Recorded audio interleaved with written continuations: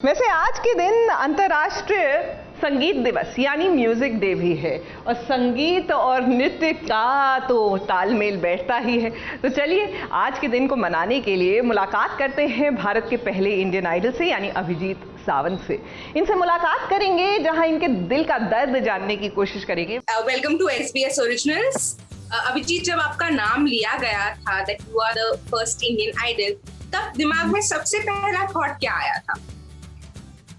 मुझे तभी मैं मतलब एक तरीके से कुछ भी सोच नहीं रहा था। मैं एकदम से ब्लैंक हो गया था क्योंकि अब नाम लेने वाले और उन्होंने देवर प्लान मतलब वो अलग अलग तरीके से गेम्स खेल रहे थे। कभी बोला था जो विनर है उसका नाम ए से शुरू होता है, तो हम दोनों का ए से नाम शुरू होता था। कोई फिर बाद मिलता है जो विनर है उसका नाम ए और उसका सरनेम एस से शुरू होता है, तो हम दोनों का वापस ऐसा था। तो बहुत गेम खेल रहे थे हम लोग के साथ। सो एक्साइटमेंट बहुत ज्यादा थी हम लोग को। अब समझ में नहीं आ रहा था कि क्यों नहीं बता रहे ये लोग। प्लीज जल्दी बताइए कौन जीतने वाला है, क्या होने वाला है। सो वो एकदम से ब्लैंक हो गया था मैं एक मिनट के लिए कि भाई प्लीज अब नाम बस ले लो, जो भी है नाम ले लो प्लीज। तो जब नाम लिया तब एक तरीके का मैं एकदम से सांस छोड़ी मैंने, हाँ चलो यार जीत गया करके। So it was very relaxing moment for me that time. साथ ही साथ पूछना चाहूंगी अभिजीत कि आपने एक पहला इंडियन आइडल, वो बहुत ही प्योर था, बहुत होता है ना, फर्स्ट स्टेप होता है। तो जब आप जीते, आपके दिमाग में भी कहीं ना कहीं आपने तभी से सपने बुनना शुरू कर दिया होगा कहीं ना कहीं कि यार अब मैंने ये जीत लिया है तो मैं इस मुकाम तक पहुंचूंगा, ये मेरा फर्स्ट स्टेप टुवर्ड सक्सेस है। तो आज आपको इतने साल हो गए इंडस्ट्री में, मैं ये पूछना चाहती थी, डू यू थिंक आपका करियर जिस तरीके से आपने सोचा था मोल्ड होगा, वो वैसा मोल्ड हुआ है? नहीं, मैं डेफिनेटली ये कहूँ, मतलब आई विल एक्सेप्ट इट कि मैंने जैसे सोचा था या जो मैंने जिस तरह से शो इतना बड़ा हुआ था, क्योंकि हुआ क्या था कि शो जब शुरू हुआ था तो किसी को कॉन्फिडेंस नहीं था कि ये शो कितना बड़ा होगा। किसी को पता भी नहीं था कि ये है क्या चीज, पब्लिक वोटिंग एक क्या ये सक्सेसफुल हो सकता है। हमारे देश में एक कल्चर है कि हम जब बाहर पॉपुलर होता है तभी हम लोग अपने देश में लाते हैं, तब तक हम में करेज नहीं होता वो चीज अपनाने का। तो हम लोग किसी को ये मालूम नहीं था कि बाहर तो पॉपुलर है लेकिन फिर भी यहाँ पर थोड़ा डर था। और हम लोग को, मुझे भी लगा कि ठीक है एक रियलिटी शो है, लेट्स ट्राई इट, और इसके बाद वापस मुझे वही सब करना पड़ेगा जो मैं पहले कर रहा था, क्योंकि इसकी पॉपुलैरिटी कितनी होगी पता नहीं था। फिर एक ऐसे चैनल पे था जहाँ पर कोई रियलिटी शो नहीं आता था पहले, जो आता था वो जी पे आता था, सारेगामा का। तो पहले तो कोई कॉन्फिडेंस था नहीं, कोई प्लान नहीं था। जब शो बड़ा इतना हुआ और पॉपुलर हुआ और जब शो खत्म भी हुआ, एल्बम्स, खासकर एल्बम जब आया, फर्स्ट एल्बम जब रिलीज हुआ, उसके बाद मुझे फीलिंग आई कि, और मुझे लगा कि हाँ ये अब हम लोग, मैं एक लेवल पे पहुंचा हूँ and now I have to plan my life कि आगे अभी कैसे बढ़ना है, क्या चीजें करनी चाहिए, क्या होना चाहिए।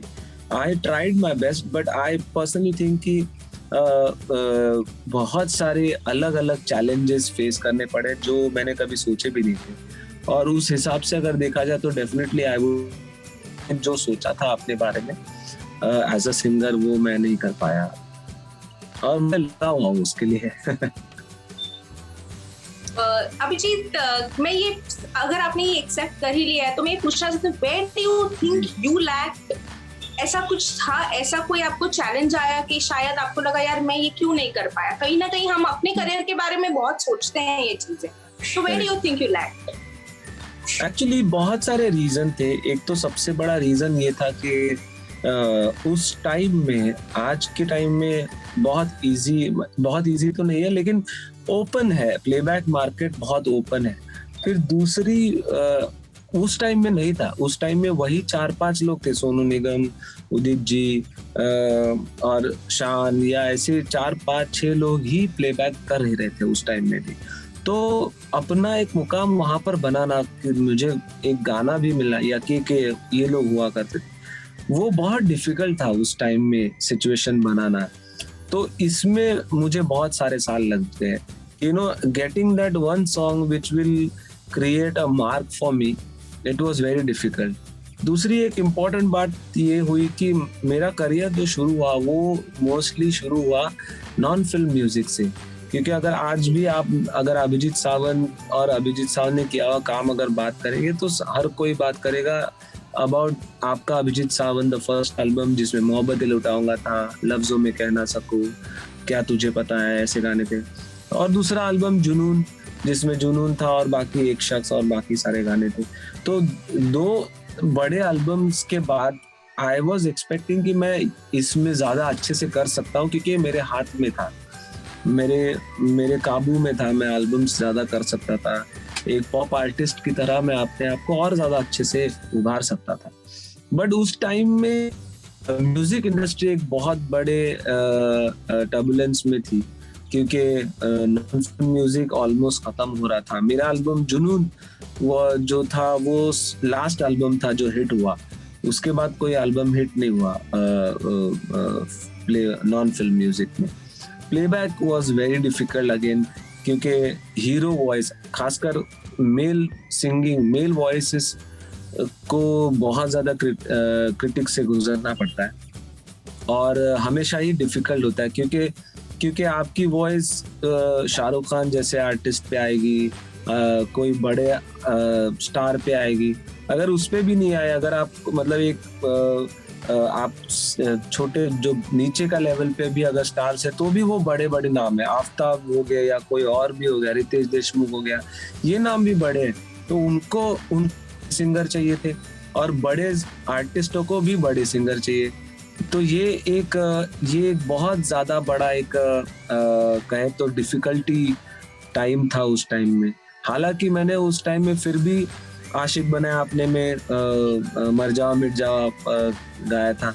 इमरान हाशमी के लिए मैंने एक्चुअली बहुत सारे गाने गाया उस टाइम में। जवानी दीवानी साजिद वाजिद के लिए मैंने परफॉर्म गाया था, जो जवानी दीवानी फिल्म है इमरान हाशमी की, वो फिल्म नहीं चल पाई लेकिन गाना था उसमें।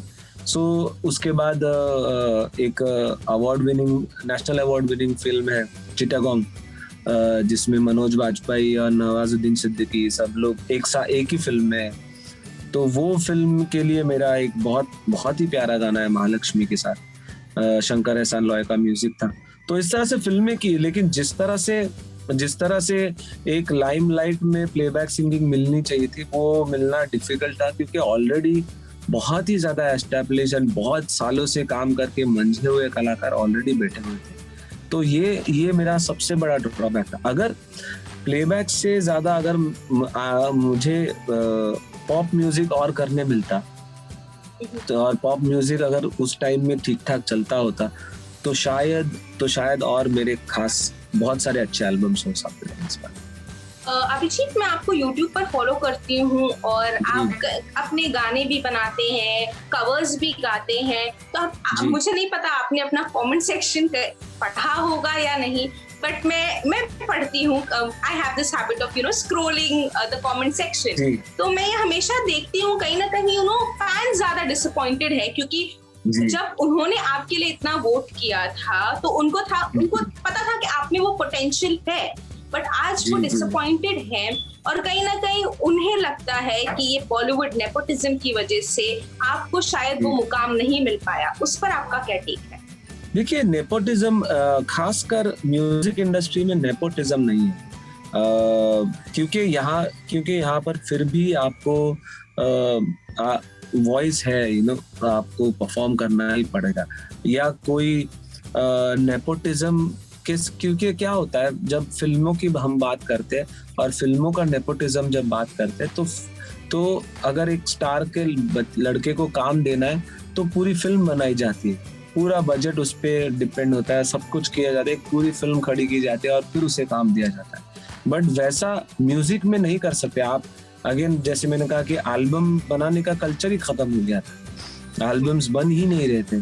तो जो भी फिल्में हैं, अगेन अगर किसी का भी कोई बड़े सिंगर का भी लड़का है तो उसको जाके सेम अप्रोच ही करना पड़ता है। डेफिनेटली थोड़ा सा उनको एडवांटेज ज्यादा मिलता है, ये था।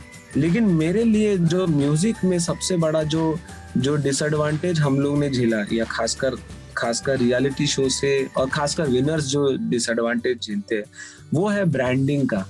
और क्योंकि एक ब्रांड के साथ हम एसोसिएट होते हैं, तो कई बार म्यूजिक कंपनीज, दूसरी म्यूजिक कंपनीज आपको एक्सेप्ट नहीं करती। उनके लिए अगर हमारा गाना अगर बड़ा गाना है और वो अगर उसमें डाला गया, तो अगेन मैं बड़ा बनूंगा तो मैं जिस ब्रांड से आया हूँ वो ब्रांड बड़ा बनेगा। तो ये इनसिक्योरिटी कंपनी में है, और उसकी वजह से मोस्टली जो लोग ब्रांड से एसोसिएटेड है, एक स्पेशली ब्रांड के साथ आगे बढ़े, उनके लिए अपना मार्क बनाना ये हमेशा डिफिकल्ट रहेगा, खासकर प्लेबैक में। और अपना एक डोमिनेंस है, सभी का अपना एक डोमिनेंस है, और उस डोमिनेंस को भी ब्रेक करना वो भी अगेन डिफिकल्ट है। अगर कोई भी आर्टिस्ट, खासकर कोई भी आर्टिस्ट अगर इस इंडस्ट्री में एक अच्छे लेवल पे करना चाहता है काम, तो उसे एक गॉडफादर की बहुत ज्यादा जरूरत पड़ती है। फिर वो गॉडफादर इवन आपका रियल फादर क्यों ना हो, जो आपको हर जगह लेके जाए, सही चीजें समझाए, सही चीजें बताए, वो करने के लिए भी कोई एक आपको गाइडेंस दे। क्योंकि देखिए, रियलिटी शो एक अलग प्लेटफॉर्म होता है। जब रियलिटी शो खत्म होता है तो किस तरह से इन सभी से अप्रोच करना है, एक बड़े म्यूजिक डायरेक्टर को अगर मैं मिलने जा रहा हूँ तो उसकी रिक्वायरमेंट क्या है, और वो सही में उसके रिक्वायरमेंट में मैं फिट भी बैठता हूँ कि नहीं, ये भी देखना बहुत जरूरी है। तो वो सारी चीजें अगर देखा जाए ना, तो हमेशा मैं ये कहता हूँ कि आज भी अगर कोई सिंगर प्लेबैक रियलिटी शो से आता है, तो उनको भी मैं यही कहता हूँ कि अपने माँ बाप को साथ में रखिए।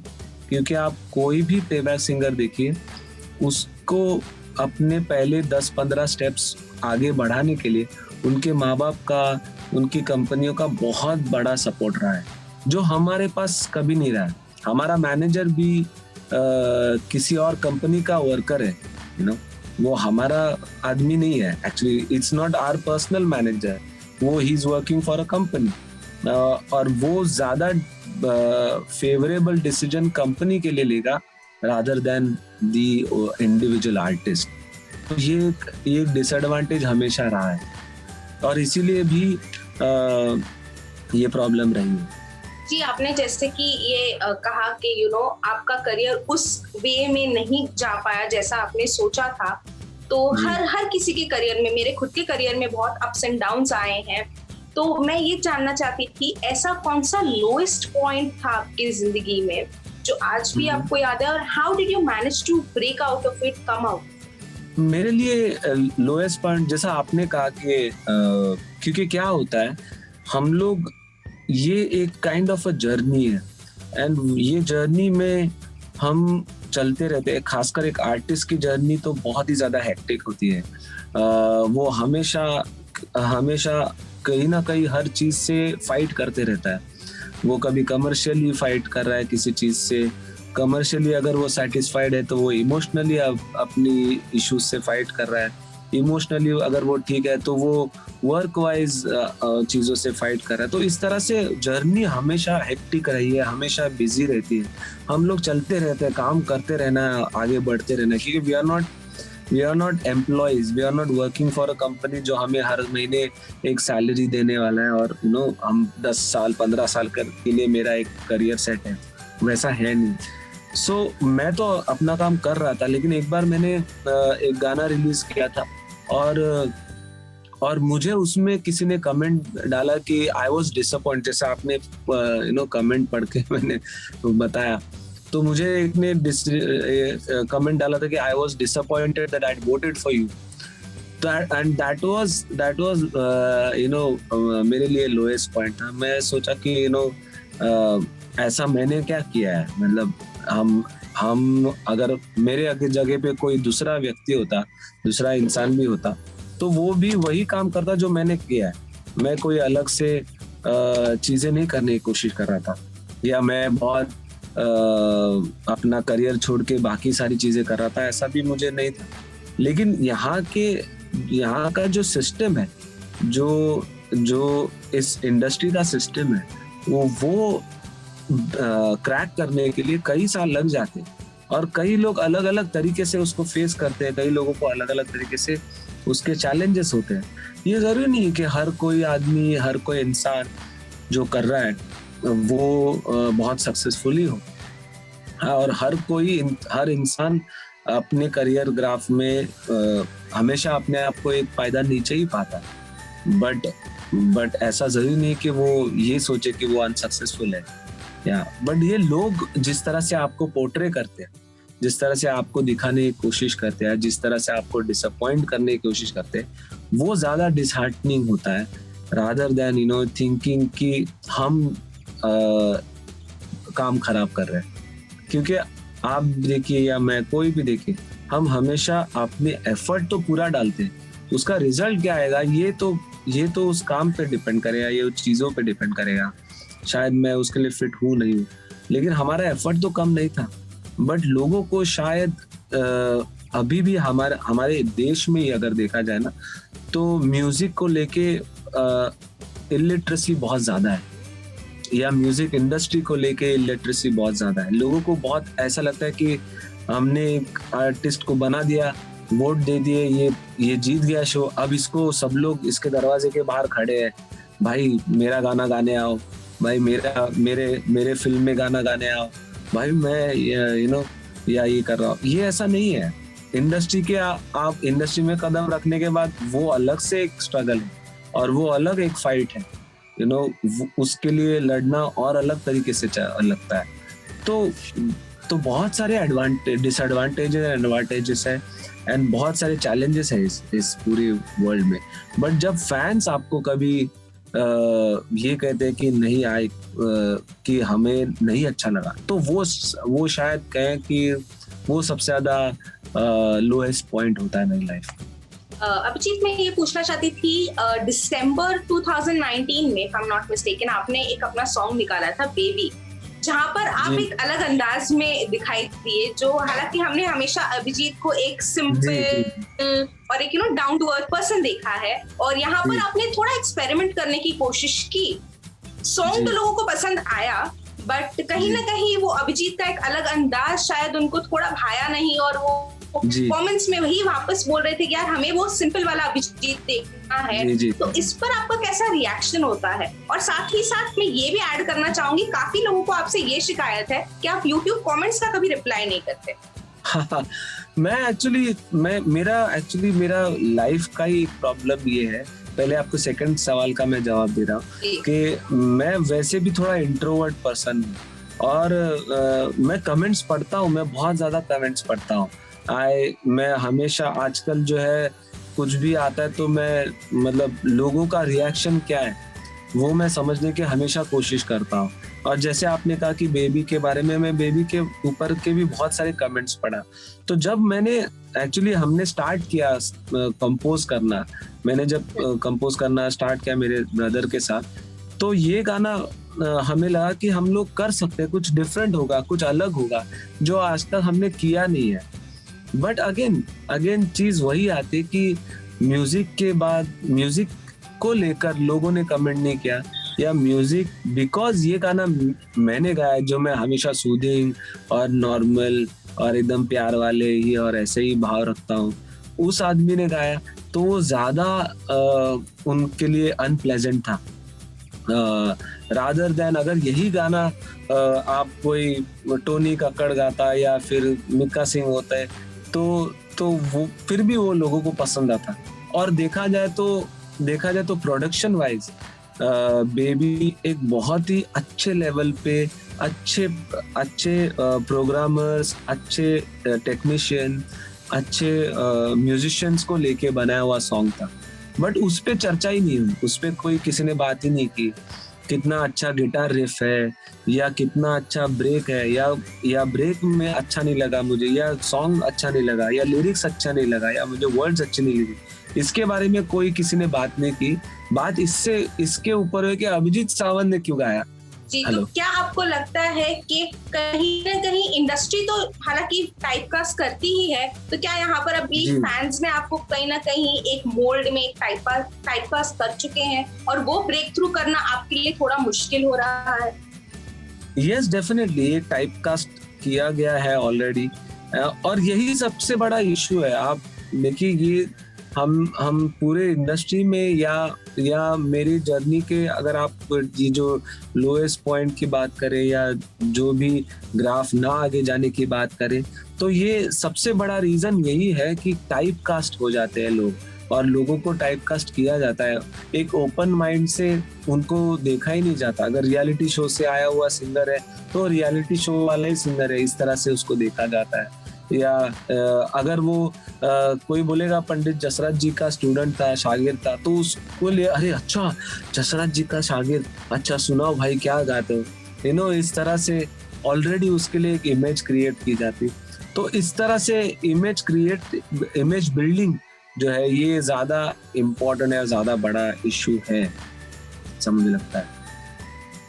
Thank you so much Abhijeet, and आपको हम नहीं भूल पाएंगे कभी भी, एंड आई एम होपिंग कि आप जल्दी से जल्दी और सारे गाने लेकर आए।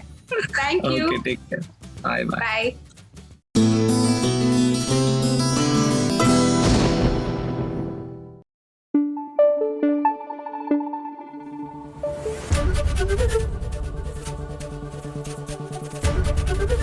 एबीपी न्यूज आपको रखे आगे।